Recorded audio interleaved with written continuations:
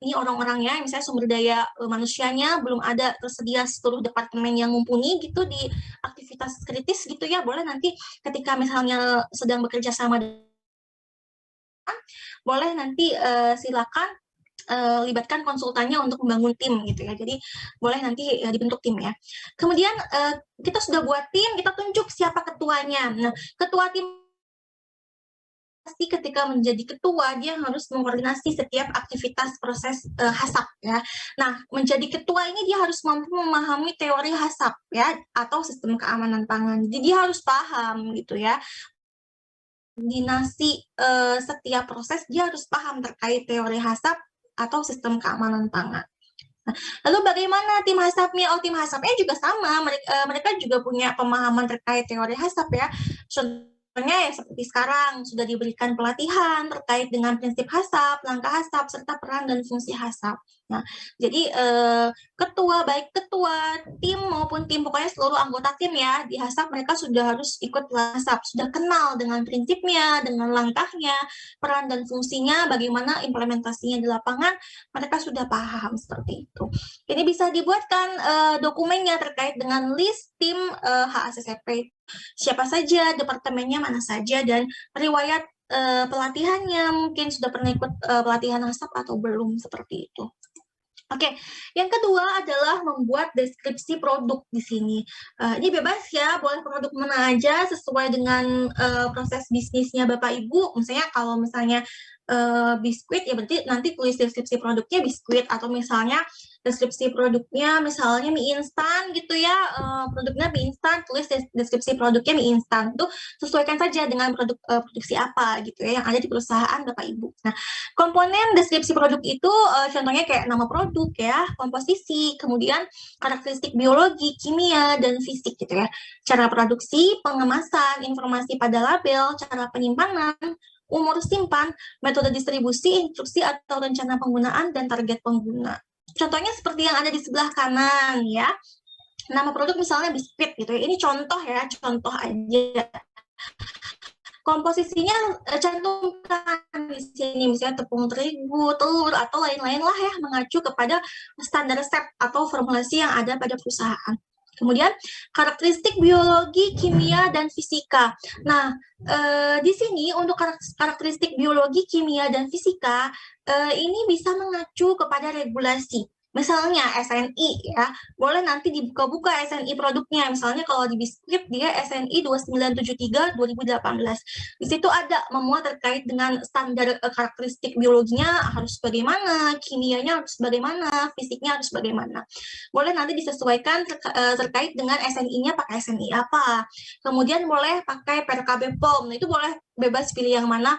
Usahakan pilih regulasi yang paling update gitu ya Bapak Ibu. Jadi cari datanya dari regulasi seperti itu. Cara produksinya apa? Saya kalau di sini pencampuran bahan, pencetakan adonan, oven, pengemasan, ini secara umum aja ya, tergantung dengan produknya produk apa. Kemasannya pakai apa? Misalnya pakai plastik metallized gitu ya, yang food grade. Nah, ini contohnya. Kemudian label, maksudnya di sini adalah cantumkan informasi apa saja yang Bapak Ibu cantumkan pada label kemasannya. Contohnya kayak merek dagang, nama pangan, ya berat bersih, lain-lain gitu ya. Umur simpan itu masa expirednya, dia bertahan berapa lama, misalnya 1 tahun. 1 tahun disimpan pada suhu berapa, misalnya disimpan pada suhu ruang gitu ya. Metode distribusinya contohnya mobil box. Nah, misalnya ya, kalau misalnya punya metode lain silakan cantumkan. Nah, target penggunanya siapa? Anak-anak, dewasa gitu ya, cantumkan siapa konsumen target kita. Instruksi penggunaannya sebagai makanan apa? Makanan ringan. Regulasi yang berkaitan untuk data-data ini apa? Ya SNI, cantumkan SNI berapa, tahun berapa, untuk SNI produk apa. Ya, ini bisa dibuatkan dokumennya, contohnya kayak tabel, bentuk tabel gini boleh, atau misalnya mau bentuk dua juga boleh ya. Yang penting hampir semua komponennya dapat dijelaskan di dalam deskripsi produk ya. Untuk bahan juga sama ya, boleh dibuatkan tabel seperti ini ya, nanti biar nanti mempermudah untuk kita menganalisa untuk bahan ya. Nah, kemudian identifikasi rencana pengguna. Tadi kan ada tuh ya kayak macam umur simpan, metode distribusi, target pengguna, instruksi penggunaan gitu ya. Ini kita tentukan rencana penggunaannya. Karena apa? Karena untuk rencana penggunaan ini sangat mempengaruhi bagaimana kita memperlakukan produk, bagaimana kita mengendalikan produk. Contohnya, untuk produk yang dia berlaku umum ya, misalnya untuk orang dewasa, sampai dewasa ya, bukan untuk peruntukan khusus gitu ya. Dia pengendaliannya ya sesuai dengan standar yang biasa saja, untuk standar umum gitu ya, standar umum yang berlaku untuk konsumen umum gitu. Tapi ketika misalnya Bapak Ibu bekerja di perusahaan yang memang produknya target khusus, misalnya untuk target yang rentan seperti untuk bayi, untuk balita, ibu hamil, menyusui ya, saya kayak produksi MPASI gitu atau susu formula gitu ya. Atau untuk orang yang punya diet khusus kayak misalnya untuk orang diabetes gitu ya. Gitu ya, misalnya untuk orang-orang yang memang kelompok khusus ya gitu Bapak Ibu. Nah itu kan butuh pemantauan ekstra ya, apalagi untuk orang-orang yang rentan ya, kayak misalnya untuk orang sakit, untuk bayi, balita, itu kan pemantauannya harus ekstra ketat dan biasanya regulasinya juga beda ya, di PKB POM itu beda untuk regulasi untuk persyaratan untuk orang sehat, orang umum dengan orang yang mudah sakit atau untuk bayi dan balita itu dia udah masuk high risk ya. Jadi persyaratannya sudah beda dengan yang untuk orang umum. Nah, ini sangat menentukan bagaimana kita menentukan standar pengendaliannya ya. Apalagi kalau untuk makanan-makanan bayi, nah itu kan sangat-sangat ketat ya pengendaliannya gitu karena kan bayi pencernaannya masih rentan gitu. Jadi ini sangat menentukan bagaimana kita mengendalikan produk selanjutnya dan bagaimana kita mengendalikan bahaya yang bisa muncul. Jadi sangat menentukan mengenai risiko-risiko bahayanya seperti itu. Nah, itu makanya kita penting ya menentukan rencana penggunanya dan target penggunaannya. Kemudian selain siapa orangnya, kita juga perlu menginstruksikan bagaimana penggunaannya gitu ya, karena sebagai makanan ringan. Kan ada yang dia tuh ready to serve, ada yang dia tuh siap untuk disajikan.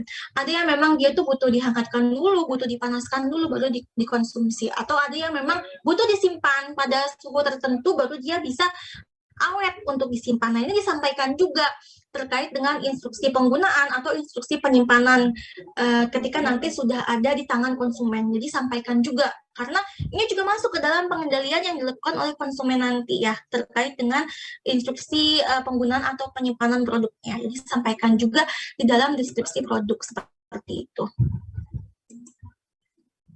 Oke, yang keempat adalah penyusunan diagram alir. Jadi di sini kita akan masukkan diagram alir terkait dengan proses kita, ya.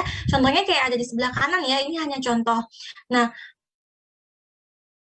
harus berisi informasi yang jelas, akurat, dan detail terkait dengan urutan dan interaksi semua tahapan dari mulai awal sampai akhir itu ada. Kemudian saat semua bahan masuk ke proses produksi,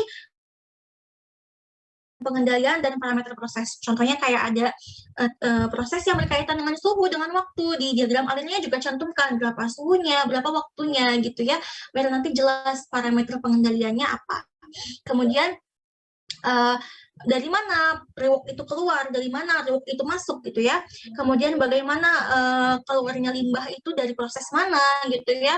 Atau ketika misalnya melibatkan maklon, misalnya proses mana yang nanti ada dari pihak maklon, cantumkan di diagram alir seperti itu. Atau pencatatan pihak-pihak eksternal lainnya. Contohnya seperti ini, misalnya dimulai dari penerimaan bahan baku gitu ya, turun ke penyimpanan bahan baku. Di sini misalnya ada yang harus masuk cold storage, cantumkan suhunya berapa derajat. Kemudian penimbangan, proses misalnya proses cooking atau baking gitu ya, cantumkan suhunya berapa derajat, waktunya berapa menit.